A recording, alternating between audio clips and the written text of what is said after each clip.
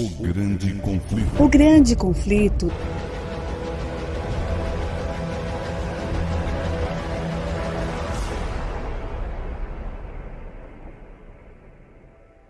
Grande alegria nós podermos estar aqui juntos para mais um momento em que nós esmiuçaremos a palavra do Senhor.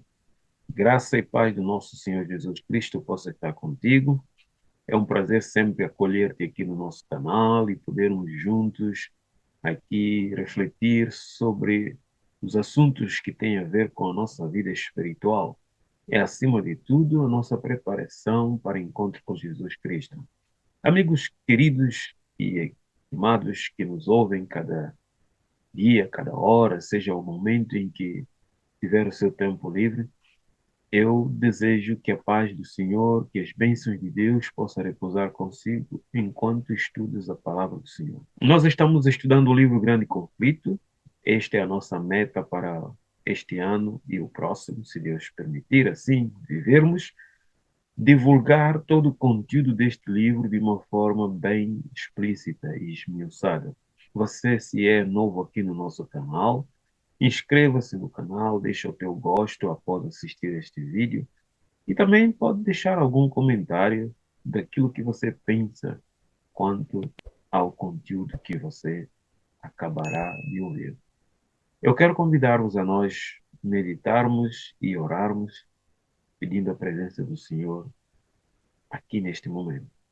Amado Deus, eterno Pai, santificado seja o teu nome. Obrigado, Senhor, pela vida, pela saúde, obrigado pelo teu cuidado e obrigado pelo teu Espírito que vai nos conduzir enquanto estudamos. Cerca-nos com a presença dos teus anjos, em nome de Jesus te pedimos. Amém. Queridos amigos, o capítulo que estamos estudando no livro Grande Conflito é o capítulo 10.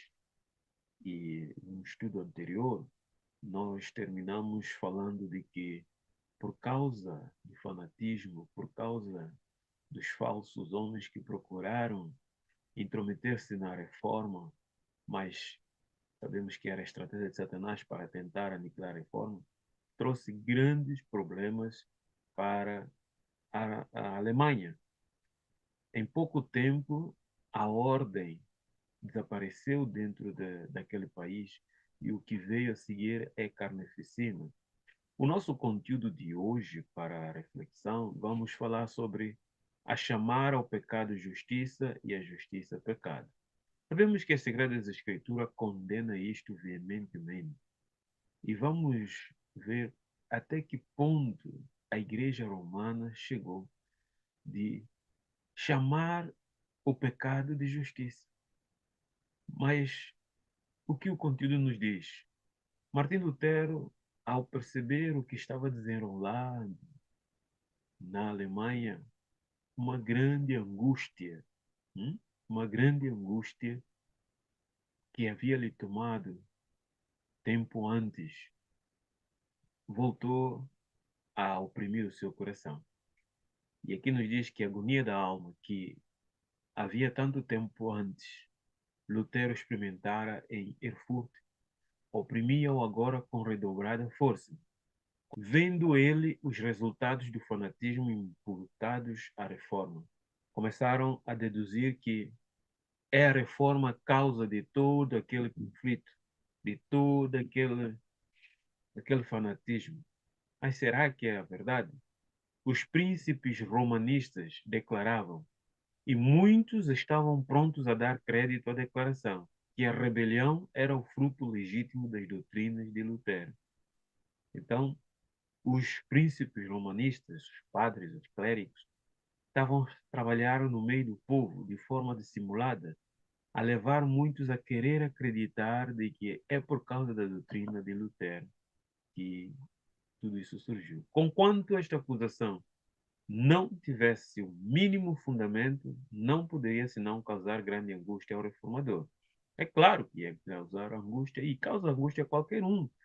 E quando ardorosamente trabalha para o bem, vêm os outros acusando de que ele é o causador do problema. Isso remota-me, né, a situação que Elias viveu quando Acabe o acusou de ele ser o perturbador de Israel, quando era Acabe, sua mulher e o povo que estava vivendo na idolatria e trazendo males sobre a sociedade. Que a causa da verdade fosse assim infelicitada, sendo emperalhada com o mais ignóbil fanatismo, parecia mais do que ele poderia suportar, ele Lutero. Lutero não conseguia suportar essa ideia.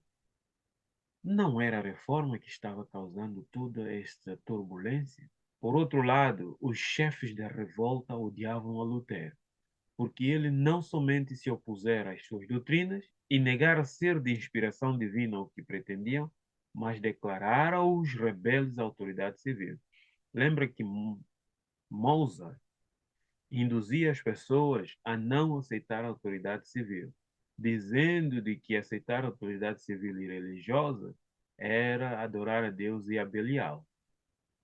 Quando que as Sagradas Escrituras nos revela que, dentro dos princípios de Deus estabelecidos, todo verdadeiro cristão deve obedecer à autoridade civil, enquanto a autoridade civil não se opõe aos princípios de Deus.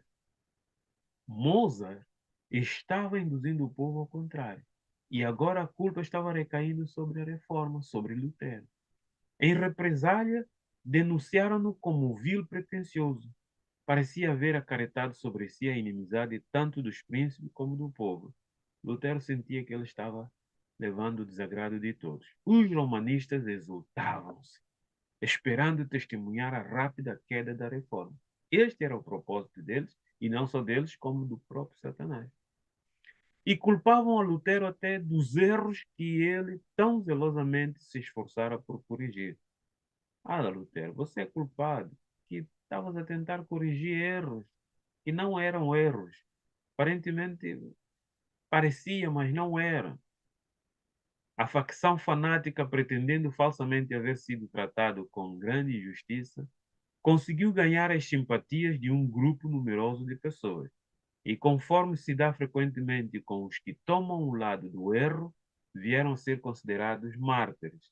Irmãos, essa dissimulação, este engano começou desde o céu. Assim, aqueles que estavam exercendo toda a energia em oposição à reforma eram lamentados e louvados como vítimas de crueldade e opressão. Agora estavam sendo vistos como sendo as vítimas, enquanto eles estavam procurando destruir o que era bom. Esta era a obra de Satanás, movido pelo mesmo espírito de rebelião que manifestara primeiramente no céu. O que é que o diabo fez no céu? Ele não acusou Cristo, Deus o Pai, Deus o Santo Espírito, como culpado de todo o conflito que surgiu, e como até o dia de hoje, Deus operando para o bem-estar do universo, Satanás acusa de que não. Hoje nós encontramos pessoas que dizem: ah, Deus é culpado de haver tantas mortes. Se Ele é Deus, por que é que Ele permite isto? Por que é que isto acontece? Mas espera aí, cada um não foi criado com liberdade de consciência para decidir fazer a melhor escolha. Nós muitas vezes escolhemos fazer o mal, mas acabamos culpando Deus como a causa do mal. Satanás está constantemente, meus irmãos, constantemente procurando enganar os homens e levá-los a chamar ao pecado justiça e à justiça pecado. Quão bem-sucedido tem sido o seu trabalho? No mundo político, social, no mundo religioso. O que que hoje nós vemos? Uma minoria que procura atacar as famílias, procura atacar as nossas crianças, procura atacar os nossos jovens com as suas ideologias. O que que eles dizem?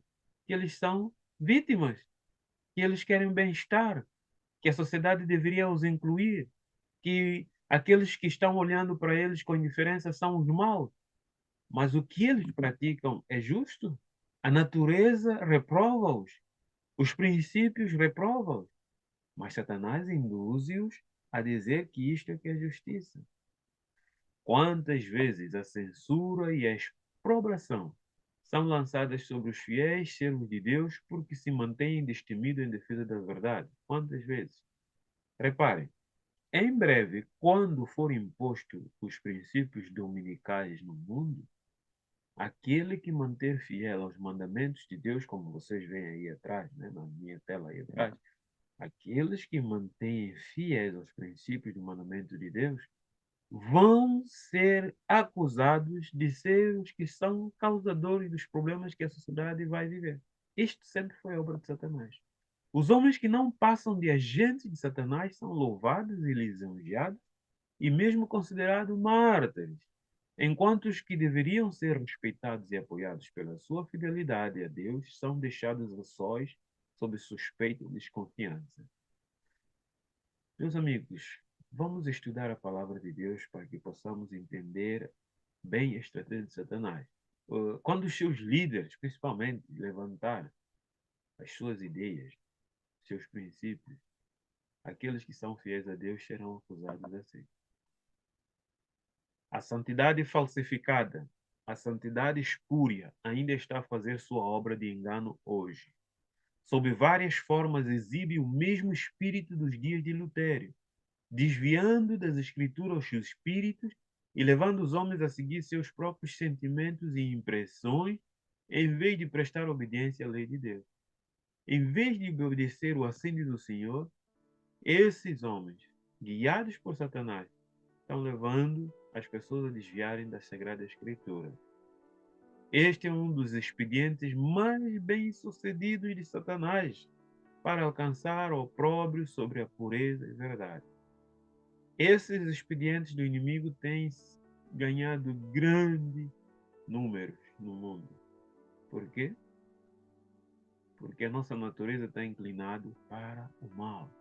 E, queridos amigos, pensem comigo, pensem e imaginem, quando um dia o inimigo propor as suas leis nesse mundo, aqueles que querem manter fiéis o que há de lhes acontecer. E agora, a pergunta que fica para cada um de nós é esta: será que nós também somos aliados do inimigo na nossa vida? Temos tratado o que é justo como pecado e o que é pecado como justo? Depende de como você vive, porque muitas vezes posso não expressar pela boca, mas eu posso manifestar pela minha atitude. Hoje, muitas coisas ocorrem neste mundo e são tidos como se fosse justiça, né? No mundo político, no mundo social, no mundo religioso. Meus irmãos, meus queridos amigos aqui, Deus nos chama a viver a sua palavra. Deus aborrece aqueles que chamam de pecado justiça e de justiça pecado. Você e eu precisamos viver conforme diz o assim diz o Senhor. Isso foi uma grande angústia para Lutero. Que Deus possa nos ajudar a prepararmos-nos, a ficarmos firmes e a conhecer a verdade para que não possamos tropeçar, para que não possamos ser enganados com as astúcias de Satanás. Eu quero convidar-te a orar para terminarmos esse momento aqui. Deus amado e eterno Pai, queremos te pedir primeiramente perdão. Talvez na nossa vida, em algum momento, já chamamos de pecado justiça e de justiça pecado. Ajuda-nos, dá-nos discernimento. Ajuda-nos a conhecer a Tua palavra e não desviarmos dela, para que não possamos ser enganados. O mundo está vivendo um momento terrível, em que aquilo que é injusto é chamado de justiça. Na política, vemos guerras que são chamadas guerras justas, guerras para defender democracias, para defender a justiça do povo, quando, na verdade, os interesses egoístas dos homens é que está em causa. Tem misericórdia de nós. Fica conosco, abençoa o meu amigo e a minha amiga, todos que vão ouvir esse estudo possam agarrar a Sagrada Escritura como uma palavra fiel e firme. Dá-nos a tua paz, em nome de Jesus, suplicamos. Amém. Muito bem, querido amigo, nosso próximo assunto a seguir será impotentes contra a espada do Espírito. Impotentes contra a espada do Espírito. Se assistiu até aqui, deixa o teu like, convide amigos, partilhe e divulgue este canal. Deus continua a te abençoar e te fortalecer.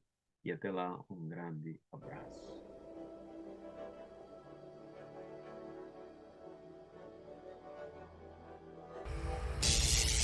O grande conflito. O grande conflito deve alcançar ampla circulação. Ele contém a história do passado, do presente e do futuro. Estou mais ansiosa de ver ampla circulação deste que de qualquer outro livro que eu tenha escrito.